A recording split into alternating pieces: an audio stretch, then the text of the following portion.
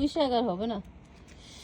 সুপ্রিয় দর্শক মণ্ডলী, আসসালামু আলাইকুম। এই যে আমার চাষা ভাই জাহাঙ্গীর ভাই, গরিবের কৃষক, জাপানের কৃষক, তাই না?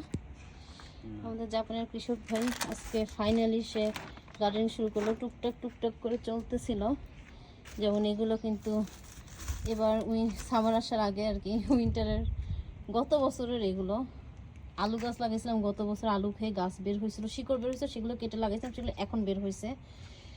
এই টবে একটা আলু গাছ ছিল, সেটা তুলে আমরা 3টা আলু পেয়েছি, পিচ্ছি পিচ্ছি।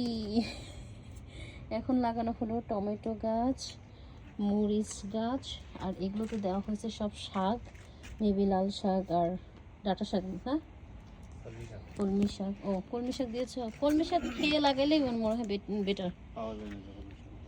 আর কয়েকদিন পরে পাওয়া যাবে, এই মাসটা গেলেই কলমি শাক অ্যাভেলেবেল। আর এগুলো হচ্ছে জুকিনি গাছ বের হয়েছে, গত সপ্তাহে লাগানো হয়েছিল।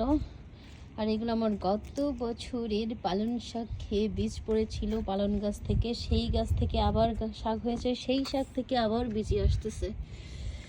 আর এটাতে কি দিচ্ছ? লাল শাক, চিচ্চাই চিচ্চাই লাল শাক বের হইতেছে। এই যে অনেক ছোট ছোট, কেবল দুই একটা করে বের হচ্ছে, দেখাই যাচ্ছে না, হয়তো আর 2-1 দিন গেলে দেখা যাবে, বোঝা যাবে। আর এটাতে দেওয়া হয়েছে কি ডাঁটা শাক, হচ্ছে পালং শাক। আর এখানে হচ্ছে আমাদের মটরশুঁটি গাছ লাগানো হয়েছে, 1 মাস পরে তারা এত বড় হয়েছেন। মটরশুঁটি আমরা লাগাইছি কবে? রোজার ফার্স্ট, তাই না?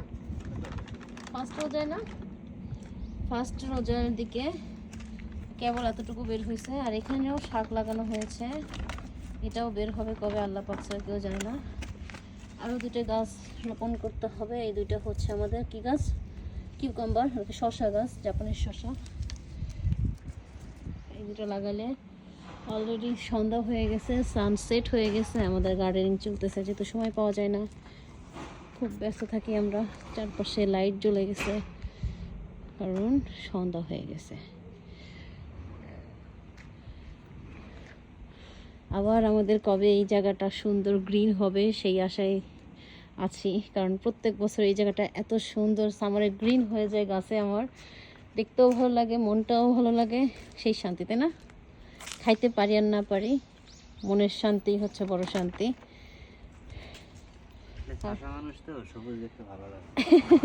সবুজ না দেখলে ভালো লাগে না, তাই না? কৃষক ভাই, আপনার অনুভূতি বলেন। জনগণের যাই হোক, দেখার পরেই শান্তি। কি সুন্দর লাগছে। এখানে যদি কোনো মাটি নাই, কিছু নাই ভাই, কোন থেকে আমি কুড়ায় করে হাপ্পুগুলো নিয়ে আসছি। এই হচ্ছে ইয়াগুলো আর কি, প্যাকেটগুলো আর কি, সোলার প্যাকেট আর কি, জাপানিসে বলে হাপ্পু বলে। এগুলো সে কোথায় থেকে, মাছের দোকান থেকে কোথায় যেখানে পায় সেখান থেকে টুকায় নিয়ে আসে।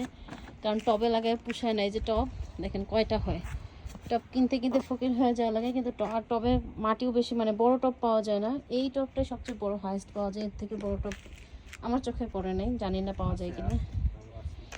মানে আরও বড় টব আছে, কিন্তু আমাদের বাসা অনুযায়ী হবে না অবশ্য। তো যাই হোক, মোটামুটি গার্ডেনিং শুরু করলাম। দোয়া করবেন সবাই, যাতে সবাইকে দিয়ে খেতে না পারলেও আসতে দিতে পারবো।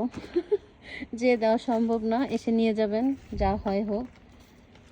আর যারা কাছাকাছি আছেন ইনশাল্লাহ চাইলে দিতে পারবো। ফসলটাই বড় কথা না, দেখতেও ভালো লাগে, কাউকে দিলেও ভালো লাগে, শান্তি লাগে। এটা কি সার দিচ্ছ? গোবর না কম্পোস্ট?